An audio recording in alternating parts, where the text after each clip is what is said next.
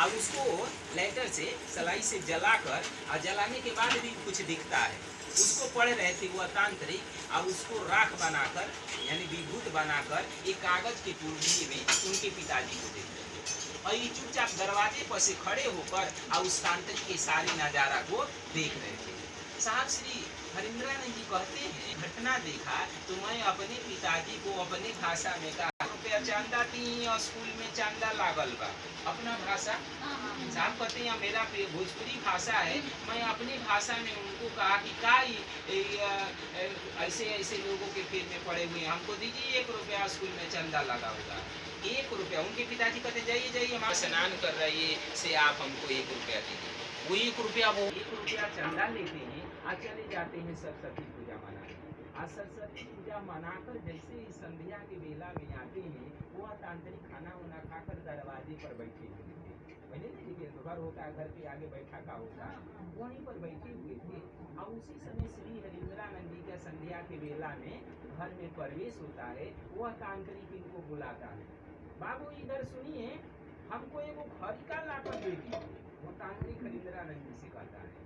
हरिंद्रानंद जी भाई अफसर के लड़के थे, अकड़पन तो था ही नहीं। हरिंद्रानंद जी कहते हैं घर में नौकर नहीं है क्या, नौकर से मांग लीजिए, अकड़पन तो था ही। साहब कहते मैं अकड़ कर बोला उस तांत्रिक को कि घर में नौकर नहीं है क्या, नौकर से मांग लीजिए, हम आपको नौकर का दिख रहे हैं कि हमको ऑर्डर दे रहे हैं, बात यही था। ठीक है, तो वह तांत्रिक को अच्छा नहीं लगा। वह तांत्रिक कहता है कि बबू आप पढ़े लो, से हम फलना स्कूल में हेडमास्टर हैं, मैंने अपनी भाषा में वो बोला कि हम फलना स्कूल में हेडमास्टर हैं, से हमको खरिका ला कर दे दीजिए।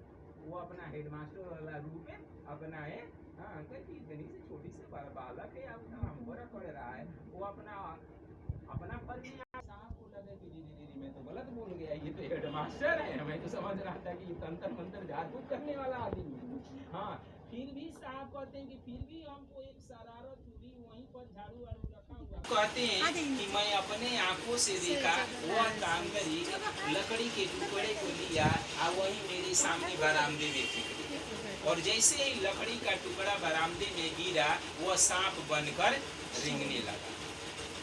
हाँ 7वीं 8वीं कक्षा का बचपन ये सिंदरी देखकर डर गया मैं, अरे सांप चिल्ला उठा और तांत्रिक को फान कर बरकबारी पकड़ ली। छोटा सा बच्चा डरेगा तो क्या करेगा, जो सामने होगा उसके देह पर छलांग लगा देगा। हाँ तांत्रिक के शरीर को पूरे बरकबारी पकड़ लिया। तांत्रिक सोचा कि बच्चा को कहीं शौक न लग जाए, भीतर से साहब भी निकल कर आ जाए, घर में कहीं हंगामा न निकल जाए। तांत्रिक है तो उनके पिताजी अफसर थे ना। हाँ वो भी तांत्रिक बेचारा शौकत हो गया, उसने कहा बाबू बाबू कुछ नहीं देखो ना कुछ नहीं है। फिर दोबारा वह देखते हैं तो वही लकड़ी का। साहब श्री हरिंद्रानंद जी कहते हैं ये मेरे जीवन की पहली घटना थी, और यहीं से मेरे मन में चमत्कार सीखने की एक चाहत पैदा होती है कि हम भी इस तरह का काम करें। साहब को लगा कि लकड़ी था, लकड़ी से सांप बन गया, सांप से फिर लकड़ी बन गया, ये तो बहुत बढ़िया तरीका है, हम भी सीखें। और कहते हैं लोग कि उस तांत्रिक को 3 दिन तक जाने नहीं दिए, सीख से कैसे सांप बनाया जाता है ये तरकीब सीख लिए, और वहीं से उनके जीवन में शुरू होता है साधुओं का संग, अघोरियों का संग, तांत्रिकों का संग। वहीं से शुरू होता है हाँ शमशान की साधना, कब्रिस्तान की साधना।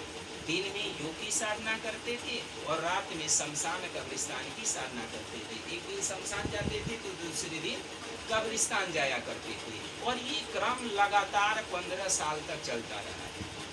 लेकिन जिस चाहत थी, जिस चीज की उनकी चाहत थी, वह चाहत पूरा नहीं हुआ, और जीवन धीरे धीरे बीतता गया और 15 साल गुजर गया। आता आरा की धरती, ठीक है, पटना के नजदीक में एक आरा शहर है, वहाँ पर एक गांगी शमशान है। उसी आरा गांगी शमशान में रात के अंधेरे में श्री हरिंद्रानंद जी शमशान की साधना किया करते थे। साहब बताते थे कि आसमान से अदृश्य शक्तियाँ शिव के भेष में उस आरा गांगी शमशान में उतरती थी, और श्री हरिंद्रानंद जी को भिन्न भिन्न प्रकार की क्रिया प्रक्रिया बताया करती थी।